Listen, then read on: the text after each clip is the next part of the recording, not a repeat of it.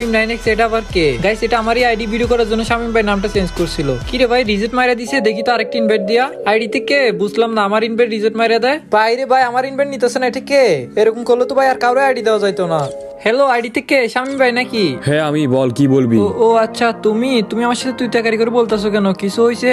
তোর সাথে তুই টাকারি কথা না কই আপনি আপনি করে কমু? আরে না, আপনি করে বলতেছি না, তুমি তো আমার সাথে তুমি করে কথা বলো, হঠাৎ করে তুই তাকারি করতো সেজন্য বললাম আর কি। আচ্ছা যাই হোক, সমস্যা নাই। তুমি কি একটু আগে আমাকে গেম থেকে বের করে দিছিলা? তো দিছি, সমস্যা কি? আরে সমস্যা নাই, এমনি বলতেছি আর কি। আমি তো গ্রুপে সবাইকে বলছি আইডিতে কেউ না ঢুকতে।